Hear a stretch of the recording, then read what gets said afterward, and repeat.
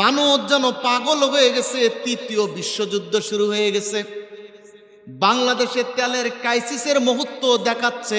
সাধারণ জনগণ লোভ লালসায় এই যে চাকচিক্যের মহে আবর্তন করে নিজেকে বোঝাচ্ছে বাংলাদেশে মনে তৃতীয় বিশ্বযুদ্ধ শুরু হয়ে গেছে। যে ব্যক্তি মাসে 2 লিটার তেল লাগতো, কিংবা 15 দিনে 7 দিনে 2 লিটার লাগতো, ওই ব্যক্তি দুনিয়ার আধিক্যতা মোহ এমনভাবে চেপে ধরেছে, লোভ তাকে জেগে বসেছে। ওই ব্যক্তির এখন 10 লিটার তেল দিয়েও হয় না। আর দোষ দিচ্ছে সরকারকে। কাকে? জিয়ার বেটা তারেক সব শেষ করলো। জিয়ার বেটার এখানে কোন দোষ কি? আপনার 2 লিটার আপনি তেল দিয়ে একটা সপ্তাহ চালাতেন, এখন আপনার 10 লিটারও হয় না। এমন কিছু নরপিশাচকে দেখলাম যে ব্যক্তির টাঙ্কি ফুল, অথচ 1/2 লিটার তেলের জন্য টাঙ্কিটা বাঁকা। ও 5 লিটার তেল নিচ্ছে, পড়ে যাচ্ছে, তাও তেল নিবে। এমন অপচয়কারী ব্যক্তিদেরকে দেখলাম যাদের টাঙ্কি ফুল, এরপর তারা টাঙ্কি বোঝাই করার জন্য তেলের লাইনে দাঁড়িয়ে ওরা তেল নিচ্ছে, তেল দিচ্ছে, গোটাল গাড়ি বেয়ে বেয়ে তেলগুলো পড়ে যাচ্ছে, তারপরে নিচ্ছে। এখান থেকে মেম্বার থেকে দায়িত্বে যারা আছে সরকারের, তাদেরকে অনুরোধ করব, এমন নরপিশাচ দেশের ক্লান্তি লাগলে, যারা দেশের ক্ষতি করার জন্য, সরকারের ভাবমূর্তি নষ্ট করার জন্য এমন কাজ করে, এদেরকে গ্রেপ্তার করে এদের মূলোৎপাটন করাই হবে 1 নম্বরের বুদ্ধিমানের কাজটি কিনা। আপনার সপ্তাহে তেল লাগে 2 লিটার, আপনি নিতে গেছেন 10 লিটার। এটা কৃত্রিম সংকট আপনিই করতেছেন। সম্মানিত ভাইয়েরা, সমাজ ব্যবস্থার ভিতরে সবচেয়ে একজন মানুষের গুরুত্বপূর্ণ জিনিস, সেটা হলো অনাম্বর জীবন, সাদামাটা জীবন। আত্মহামিকা, দাম্ভিকতা ছেড়ে দিয়ে বান্দা যদি একটা অনাম্বর সাদা জীবন যাপন করতে পারে, জাকজমকবিহীন জীবন যাপন করতে পারে, ওই জীবনটা হলো সফলতার জীবন। কেন আল্লাহ রাব্বুল আলামিন কোরআনুল কারীমের ভিতরে বলছে, আল্লাহকুমুত তাকাসুর হাত্তা যুরতুমুল মাকাবির কাল্লা সাওফা তা'লামুনা সুম্মা কাল্লা সাওফা তা'লামুন। আল্লাহ রাব্বুল আলামিন ডাকতে বলছেন, শোনো, আধিক্যের মোহ তোমাদেরকে আচ্ছন্ন করেছে, যে মোহটা তোমাদের কবর পর্যন্ত পৌঁছাবে। শুনে রাখো, দুনিয়ার জীবনের আধিক্যতা, এই আধিক্যতা আর আচ্ছন্নতার মোহ তোমাদেরকে ছাড়তে হবে। কেবলমাত্র শুধুমাত্র একটা সাদা জীবনযাপন তোমাদেরকে করা লাগবে। অর্থাৎ আল্লাহ রাব্বুল আলামিন কোরআনুল কারীমের ভিতরে বুঝিয়ে দিয়েছেন, এই মনোভঙ্গি বিশ্লেষণ করে দিয়েছেন, মানুষ হবে দুনিয়ার মোহে আচ্ছন্ন। কিন্তু যে মানুষগুলো দুনিয়ার মোহে আচ্ছন্ন না হয়ে শুধুমাত্র জাগতিক জীবনটাকে আল্লাহর জন্য কোরবানি দিয়ে পরজাগতিক জীবনের জন্য নিজেকে তৈরি করতে পারবে, ওই মানুষটাই হবে সফল। আর যারা দুনিয়ার জাগতিক জীবনের লোভ লালসায় নিজের জীবনটা দুনিয়াতে বিলীন করে দিবে, ওরাই আখিরাতে হবেন বিফল। এইবার আপনারা তাকান, দুনিয়ার জীবনে ইহজাগতিক লোভ লালসা আছে না নাই? আপনারা মিলানে যে একটু আগে আসলাম, 3 মাথা থেকে যখন আসতেছিলাম, রেল স্টেশন থেকে শুরু করে তেলের পাম্প পর্যন্ত শুধুমাত্র গাড়ির সিরিয়াল দেখলাম। এই গাড়ির সিরিয়ালে এমন একটা হযবরল অবস্থা হয়ে গেছে, মানুষ যেন পাগল হয়ে গেছে। তৃতীয় বিশ্বযুদ্ধ শুরু হয়ে গেছে। বাংলাদেশের তেলের ক্রাইসিসের মুহূর্ত দেখাচ্ছে। সাধারণ জনগণ লোভ লালসায় এই যে চাকচিক্যের মহে আবর্তন করে নিজেকে বোঝাচ্ছে বাংলাদেশে মনে তৃতীয় বিশ্বযুদ্ধ শুরু হয়ে গেছে। যে ব্যক্তি মাসে 2 লিটার তেল লাগতো, কিংবা 15 দিনে 7 দিনে 2 লিটার লাগতো, ওই ব্যক্তি দুনিয়ার আধিক্যতা মোহ এমনভাবে আচ্ছন্ন ধরেছে, চেপে ধরেছে, লোভ তাকে জেগে বসেছে। ওই ব্যক্তির এখন 10 লিটার তেল দিয়েও হয় না। আর দোষ দিচ্ছে সরকারকে। কাকে? জিয়ার বেটা তারেক সব শেষ করলো। জিয়ার বেটার এখানে কোন দোষ কি? আপনার 2 লিটার আপনি তেল দিয়ে একটা সপ্তাহ চালাতেন, এখন আপনার 10 লিটারও হয় না। এমন কিছু নরপিশাচকে দেখলাম যে ব্যক্তির টাঙ্কি ফুল, অথচ হাফ লিটার তেলের জন্য টাঙ্কিটা বাঁকা, ও 5 লিটার তেল নিচ্ছে, পড়ে যাচ্ছে, তাও তেল নিবে। এমন অপচয়কারী ব্যক্তিদেরকে দেখলাম যাদের টাঙ্কি ফুল, এরপর তারা টাঙ্কি বোঝাই করার জন্য তেলের লাইনে দাঁড়িয়ে ওরা তেল নিচ্ছে, তেল দিচ্ছে, গোটাল গাড়ি বেয়ে বেয়ে তেলগুলো পড়ে যাচ্ছে, তারপরে নিচ্ছে। এখান থেকে মেম্বার থেকে দায়িত্বে যারা আছে সরকারের, তাদেরকে অনুরোধ করব, এমন নরপিশাচ দেশের ক্লান্তি লাগলে যারা দেশের ক্ষতি করার জন্য, সরকারের ভাবমূর্তি নষ্ট করার জন্য এমন কাজ করে, এদেরকে গ্রেপ্তার করে এদের মূলোৎপাটন করাই হবে 1 নম্বরের বুদ্ধিমানের কাজ, ঠিক কিনা? আপনার সপ্তাহে তেল লাগে 2 লিটার, আপনি নিতে গেছেন 10 লিটার, এটা কৃত্রিম সংকট আপনিই করতেছেন, আর দোষ দিচ্ছেন সরকারকে। অথচ আল্লাহ রাব্বুল আলামিন কোরআনুল কারীমে বলছেন, আল্লাহাকুমুত তাকাসুর হাত্তা সুরতুমুল মাকাবির কাল্লা সাওফা তা'লামুনা সুম্মা কাল্লা সাওফা তা'লামুন। আল্লাহ রাব্বুল আলামিন বলেন, আধিক্যের মোহ তোমাদের আচ্ছন্ন করে রেখেছে, যেই পর্যন্ত তোমরা কবরে না যাবা ততক্ষণ পর্যন্ত দুনিয়ার লোভ আর মোহ তোমাদেরকে আকৃষ্ট করে ধরবে। ওই যে 2 লিটার তেল ছিল, এখন 10 লিটার নেয়, তার মানে তাকে দুনিয়ার মোহ ধরেছে, লোভ ধরেছে। এটাই আল্লাহ পাক বলছেন, দুনিয়ার মোহ তোমাকে ততক্ষণ পর্যন্ত গ্রাস করবে যতক্ষণ কবরে না গেছো। আর এই মোহ থেকে ফিরে আসতে হলে তোমাদের কলিজার ভিতরে আল্লাহর ভয় থাকা লাগবে। আল্লাহ যেটা কোরআনুল কারীমের ভিতরে সুন্দর করে আল্লাহ রাব্বুল আলামিন বলছেন কোরআনুল কারীমের ভিতরে, ইন্নাল্লাযীনা ইয়াখশাউনা রাব্বাহুম বিল গায়ব লাহুম মাগফিরাতুন ওয়া আজরুন কাবীর।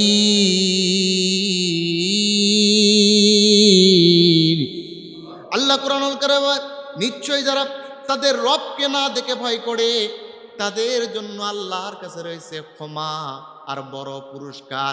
ভয় করা মানে কি? একটু আগে যেটা বললাম, দুনিয়ার মোহ ছেড়ে দিয়ে, আপনার লোভ লালসাকে বিসর্জন দিয়ে কেবলমাত্র নিজের জীবনটা আল্লাহর জন্য সাজানো।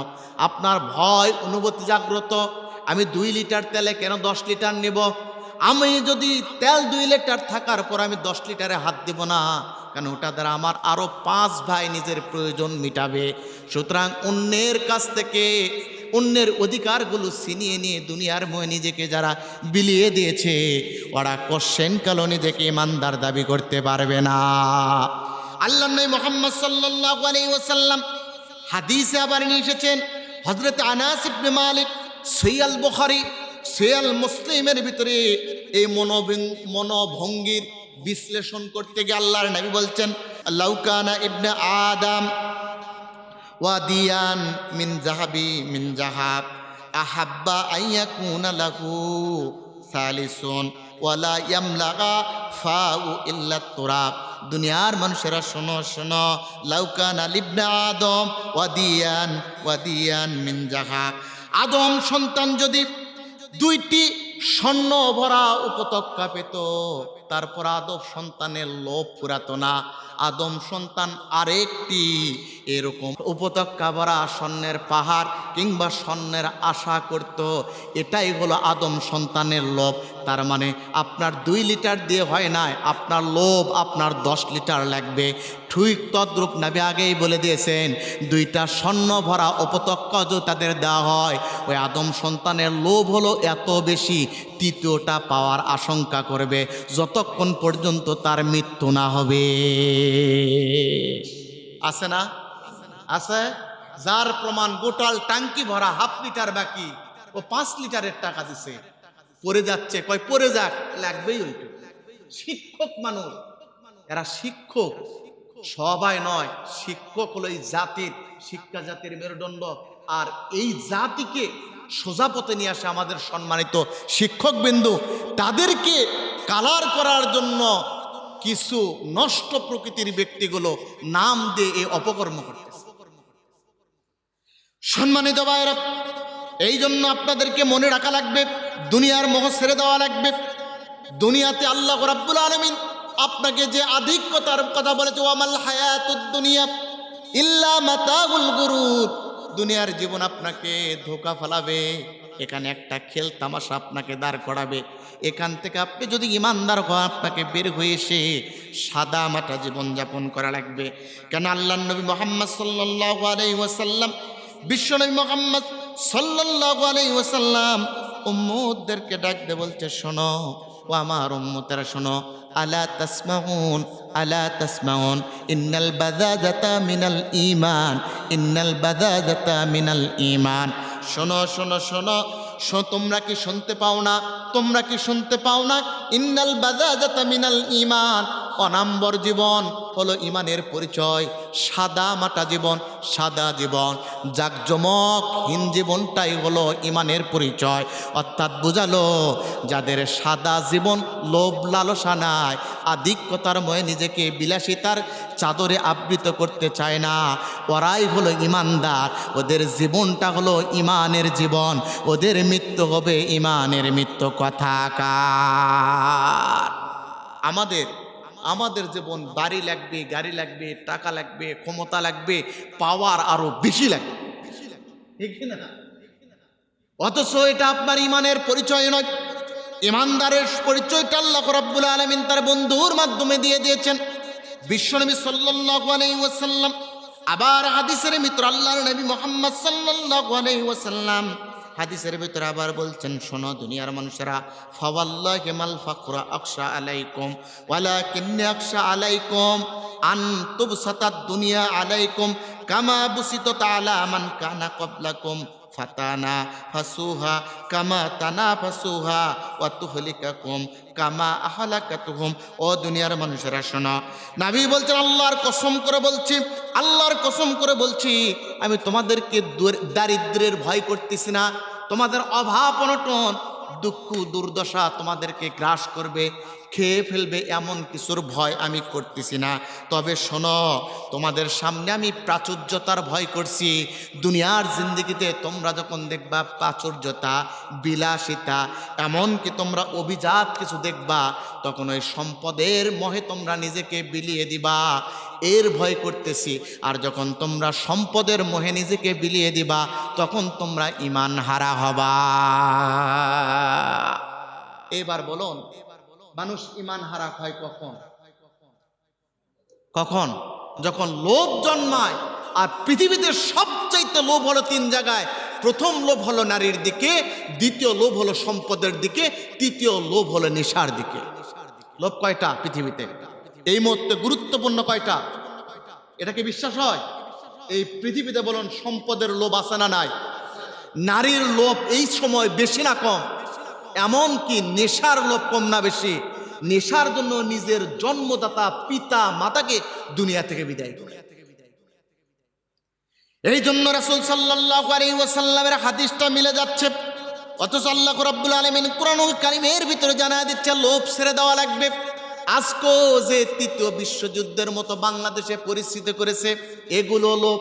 কিছু ব্যক্তির দাড়ি আছে, টুপি আছে, জুব্বা আছে, তাহাজ্জুদ পড়ে, ও ব্যক্তি 1000 টাকার ওই তেল নেওয়ার জন্য ফজরের নামাজের আগে যে বসে থাকে ফিলিং স্টেশনে। আমি জিজ্ঞাসা করলাম, আপনার দাড়ি আছে, টুপি আছে, আপনি কেন এই জায়গায় এসে বসে আছেন কতক্ষণ? বলছে, হুজুর ফজরের আগে আসছি। কি করবেন? বলছে, এখান থেকে এই তেল নিয়ে যাব 130 টাকা করে। এই টাকা নিয়ে যেয়ে আমি বিক্রি করব 250 করে। অর্থাৎ 1000 টাকার তেল কিনে ওই ব্যক্তি 1100 টাকা, 1150 টাকা বিক্রি করবে, লাভ করবে। দেখছেন কি আছে? দাড়ি আছে, টুপি আছে, জুব্বা আছে। তাহলে এই ব্যক্তির দাড়ি, টুপি, জুব্বা থাকার পর দুনিয়ার মোহ তাকে ঘিরে ফেলেছে, দুনিয়ার লোভ লালসা তাকে ঘিরে ফেলেছে। এই ব্যক্তি যদি কিয়ামত পর্যন্ত সময় পায়, নামাজ লাগায়, হজ লাগায়, তাসবিহ তাহলিল করে আর নিজেকে ইমানদার দাবি করে, আল্লাহর নেই বলেন ইন্নাল বাদাজাতা মিনাল ঈমান, ইন্নাল বাদাজাতা মিনাল ঈমান। অনাম্বর সাদামাতার জীবনযাপন কর নাই, লোভে পড়ে তোমার জীবনটা নষ্ট করেছ, তোমার ভিতর ঈমান নাই। ঈমান না থাকলে ওই ব্যক্তি বেঈমান হয়ে মরবে, তাতে কোনো সন্দেহ নাই। আমার যারা মুক্তাদি মুসল্লি যারা আছেন, আপনাদের যতটুকু প্রয়োজন ওইটুকুর জন্যই যাবেন, এর অতিরিক্ত নেবেন না। পারবেন? পারবেন? লোভ ওয়ায়ারযুকহু মিন হাইসু লা ইয়াহতাসিব, আপনার রিজিকের প্রয়োজন হচ্ছে, কোনো কিছুর প্রয়োজন হয়েছে, আপনার যদি ওয়ালা রাব্বিহিম ইয়াতাওয়াক্কালুন, আল্লাহর উপর তাওয়াক্কুল থাকে, কোথায় থেকে আল্লাহ ব্যবস্থা করবে আল্লাহ ভালো জানে। আপনার চিন্তা করা লাগবে না, আপনার দায়িত্ব হলো আল্লাহর উপর ভরসা করা, আল্লাহর দায়িত্ব আপনার চাহিদা পূর্ণ করে দেওয়া। এখানে বলতেই হয়, না বললে ছোট হয়। অনেক সময় যে আমার সামনে বসে আছে শাহাদত ভাই, শাহাদত ভাই অনেক কিছুতে আমার সাথে তো একসাথে চলাফেরা দীর্ঘ সময় ধরে, যতটুকু যেখানে প্রয়োজন হয় ওইটুকুই ব্যয় করে, যতটুকু প্রয়োজন হয় ওইটুকুই নেয়, যে কালকে গেলে পাবো না, এটা আমার প্রয়োজন লাগবে এসে না, এইরকম হাউকাউ তার ভিতরে নাই। সে সবচাইতে সুখী মানুষ। অনেকের ভিতরে এই দৃষ্টিকোণ দেখছি যে আমার লাগবে, আজকে না কিনে রাখলে মনে হয় কালকে শেষ হয়ে যাবে, আর পাবো না। আরে ভাই, যদি 10-এ যদি চলতে পারে আপনিও চলতে পারবেন, 10-এ যদি সাইকেলে চলতে পারে আপনিও পারবেন। আপনি কোন নবাবজাদা হয়েছেন আপনার ঘরে রাখাই লাগবে? আপনার আল্লাহর উপর বিশ্বাস নেই, এগুলো ছেড়ে দেওয়া লাগবে। পারবেন? পারবেন ইনশাআল্লাহ। অন্য জুমার অন্য মুসল্লি কে কি করে দেখার বিষয় না, আপনি কতটুকু আমার বক্তৃতা শুনে আল্লাহর কোরআন অনুযায়ী আমল করেছেন, এটাই আপনার বড় জিনিস। কেননা আপনার কবরে দুনিয়ার অন্য কেউ যাবে না। সম্মানিত বারা, তাদেরকে আল্লাহ রাব্বুল আলামিন ডাক দিচ্ছেন, যদি আল্লাহর বিধিবিধানগুলো এইভাবে মেনে নাও, আমি তোমাকে পুরস্কার দেব। ইন্নাল্লাযীনা ইয়াখশাউনা রাব্বাহুম বিল গায়ব লাহুম মাগফিরাতুন ওয়া আজরুন কাবীর। নিশ্চয় যারা আল্লাহকে না দেখে রবকে ভয় করেছে, আল্লাহর বিধিবিধানগুলো মেনে নিয়েছে, তাদের জন্য রয়েছে আল্লাহর কাছে ক্ষমা এবং বড় পুরস্কার। মুফাসসির আজরুন কাবীরের ব্যাখ্যায় মুফাসসির বলে ক্বাল আল জান্নাহ, পৃথিবীতে আল্লাহ রাব্বুল আলামিন বান্দাকে সব চাইতে দুনিয়ায় থাকতে যেটা পুরস্কারের সুসংবাদ দিয়েছে, প্রতিদানের সুসংবাদ দিয়েছে, ওই সুসংবাদ হলো আল্লাহর জান্নাতের সুসংবাদ। তার মানে কোন ব্যক্তি যদি আল্লাহর নির্দেশিকা পথে থাকে, আল্লাহর নির্দেশিতভাবে নিজের জীবন পরিচালনা করে, ওই ব্যক্তির চূড়ান্ত প্রতিফল হলো আল্লাহর জান্নাতের পুরস্কার। সে আল্লাহ রাব্বুল আলামিন বলছেন শুধু তাই নয়, ওটা তো পরকালে বাবা, দুনিয়ায় চলতে গিয়ে আমি রব্বুল আলামিন কি করব শুনো। ইন্নাল্লাহা মাআল্লাযীনা তাকাউ ওয়াল্লাযীনা হুম মুহসিনুন। আল্লাহ বলেন নিশ্চয় আল্লাহ তাদের সাথে আছে যারা তাকওয়া অবলম্বন করে মুহসিন হয়েছে, যাদের কলিজার ভিতরে তাকওয়া আছে, ওরা মুত্তাকি। ওই মুত্তাকি বান্দাগুলো আল্লাহর কাছে মুহসিন বান্দা হয়, সবচাইতে সৎ কর্মশীল বান্দা, যাদের কাছে আল্লাহ খুশি। আল্লাহ বলেন ওই বান্দার সাথে আমি আছি। আল্লাহ যার সাথে থাকে, দুনিয়া আখিরাতে তার কোনো চিন্তা থাকতে পারে না। বলেন তো, বাংলাদেশের একটা উদাহরণ দেই। বাংলাদেশের জনগণের সাথে দুনিয়ার বিগত সরকার যিনি ছিলেন, গুম করেছেন, খুন করেছেন, নির্যাতন নিপীড়ন বিভিন্ন করেছেন, করার পরও আলেমদের উপরে এত নির্যাতন চালিয়েছে। আলেমরা একটা কথা বলতেন, আমাদের সাথে আল্লাহ আছে, যার প্রমাণ আল্লাহ আছে না নাই। আগে উন্মুক্ত অবস্থায় কথা বলতে পারি নাই, এখন বাংলাদেশের এক প্রান্ত থেকে অপর প্রান্ত পর্যন্ত আলেম ওলামা কথা বলে, কাউকে ভয় করতে হয় না। তার মানে বিপদকে দূর করে দিয়ে, ভয়কে দূর করে দিয়ে, যিনি জমিনটাকে নিরাপদ করার শক্তি রাখেন, জবান দিয়ে বলুন তো তিনি কে? ওই আল্লাহ আমাদের সাথে থাকলে ভয় আছে? ভয় নাই, শেষ কথা। আল্লাহ রাব্বুল আলামিন বলছেন, বান্দা যখন আমাকে ভয় করবা, ভয় করে যখন আমার নীতি অবলম্বন করে চলবা, আমি আল্লাহ পাক তোমার সাথে থাকবো। শুধু তাই নয়, থাকার পর আমি কি করব বান্দা শোনো, তোমার জিন্দেগিতে তুমি যা কিছু করতেছ ওগুলো আমি রেকর্ড করে রাখবো। রেকর্ড করে রাখার পর কিয়ামত দিবস যখন প্রতিষ্ঠিত হয়ে যাবে, আমি রব্বুল ইজ্জত ওয়াল জালাল আমি তোমাকে সম্মানিত করব, সম্মানিত করে আজরন আজিমা, ওই যে বলেছিলাম বড় একটা পুরস্কার দেব, ওটা ওই সম্মানিতর বড় পুরস্কার আজকে তোমাকে আমি তোমার নামে জান্নাত লিখে দিলাম। ওই জান্নাতের আশায় নিজের জীবনটা পরিবর্তন করে আল্লাহর দিকে ফিরে আসবো। দুনিয়ার লোভ লালসা মোহটাকে বাম হাতে আর বাম পায়ে লাথি মেরে ফেলে দিয়ে সাদা জীবন যাপন করে আমরা খানে কাবার দিকে রওনা হব ইনশাআল্লাহ। এই পর্যন্ত যা কিছু হয়েছে আজকেই তওবা করব। আল্লাহ পাক কবুল করুক।